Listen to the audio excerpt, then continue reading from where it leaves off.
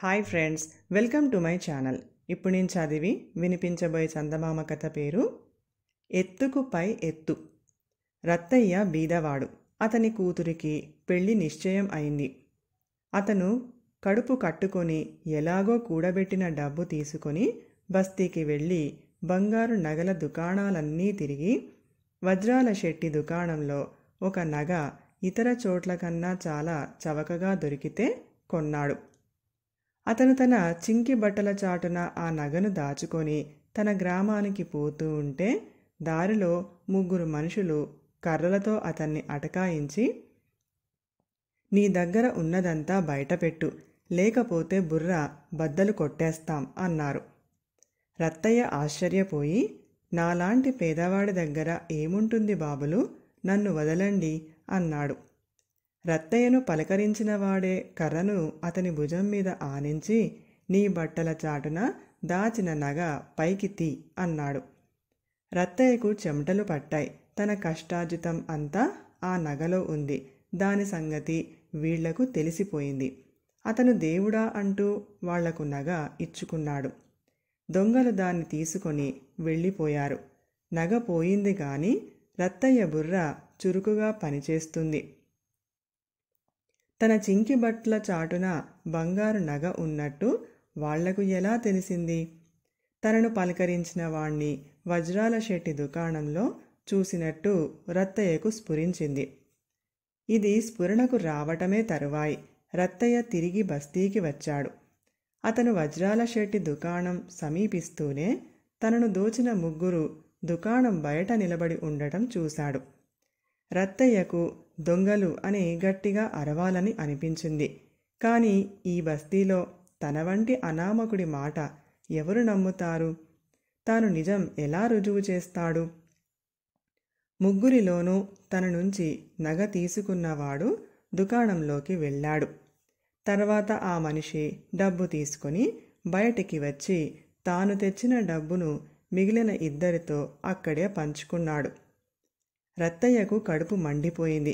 వజ్రాల శెట్టి ఆ మనుషుల ద్వారా తన కొనుగోలుదారులను తానే దోస్తున్నాడు. అందుకే అతని దగ్గర తక్కువ ధరలు. ఈ సంగతి అధికారులకు నచ్చజెప్పటం తేలిక కాదు. అదీ కాక అధికారులను శెట్టి లంచం ఇచ్చి కొనేయగలడు. అలాంటి వాణ్ణి నేరం చేస్తూ ఉండగా పట్టి ఇయ్యాలి కానీ వట్టి ఆరోపణలతో శిక్షించడం అసాధ్యం. రత్తయ్యకు ఒక ఆలోచన తట్టింది. రత్తయ్య ఆ దుకాణం దగ్గరే పొంచి ఉండి తనలాంటి రైతే అందులో ప్రవేశించటం చూసి తాను కూడా దుకాణంలోకి వెళ్ళి అక్కడి జనంలో కలిసిపోయి ఆ రైతును శెట్టిని గమనించసాగాడు. వజ్రాల శెట్టి ఆ రైతుకు ఏదో నగ అమ్మబోతూ తనను అడిగినట్టే, మీది ఏ గ్రామం? అక్కడికే వెళుతున్నావా? నడిచి వెళ్తావా? పాపం అంటూ సానుభూతిగా అడిగాడు. ఆ ప్రశ్నలకు రైతు ముగ్ధుడైపోయి ఉన్న సంగతి దాచకుండా చెప్పాడు. రైతు దుకాణం నుంచి వీధిలోకి రాగానే తనను దోచిన 3 కొద్ది దూరం అతని వెనుకనే నడిచి ఊరి పొలిమెరకేసి వెళ్ళిపోయారు. వెంటనే రత్తయ్య ఆ రైతును కలుసుకొని పక్క సందులోకి తీసుకుపోయి తన ఊరు పేరు, తన నగ పోయిన విధము చెప్పాడు. అదృష్టవశాన ఆ రైతు ఉండే ఊళ్ళో రత్తయ్య బంధువులు ఉన్నారు. వాళ్లను రైతు బాగా ఎరుగును. అన్నా, నీ నగను శెట్టి మనుషులు దోచేస్తారు. నీ అసలు నగ వాళ్ల కంట పడకుండా జాగ్రత్త పడు. తర్వాత వాళ్ల సంగతి నేను చూస్తాను అన్నాడు రత్తయ్య రైతుతో. అసలు నగ నీ దగ్గరే ఉండని, దొంగలు దొరికినాక తీసుకుంటాలే అంటూ రైతు తాను కొన్న బంగారు నగను రత్తయ్యకు ఇచ్చేసి చవకలో గిల్టు నగ కొని తన దారిన తాను బయలుదేరాడు. రత్తయ్య వజ్రాల శెట్టి దుకాణానికి వెళ్ళి ఏడుపు మొహం పెట్టి, శెట్టిగారు, మీ వద్ద కొన్న నగను దొంగలు దోచుకున్నారు. మా ఊరు పోవాలంటే మొహం చెల్లడం లేదు. ఆ దొంగల్లో ఒకణ్ణి మీ దుకాణంలో చూశాను. వాణ్ణి గురించి మీరు ఏమైనా చెప్పగలరేమోనని వచ్చాను అన్నాడు. దొంగలు రవ్వలహారం కాజేసిన సంగతి తన దగ్గర దాచారని శెట్టి అమితంగా కలవరపడ్డాడు. వాళ్ళు తనకు తెలియకుండా వ్యాపారం చేస్తున్నారన్నమాట. శెట్టి తన ఉద్రేకాన్ని అదుపులో పెట్టుకునే ప్రయత్నంలో ఉంటే రత్తయ్య మళ్ళీ ఇలా అన్నాడు.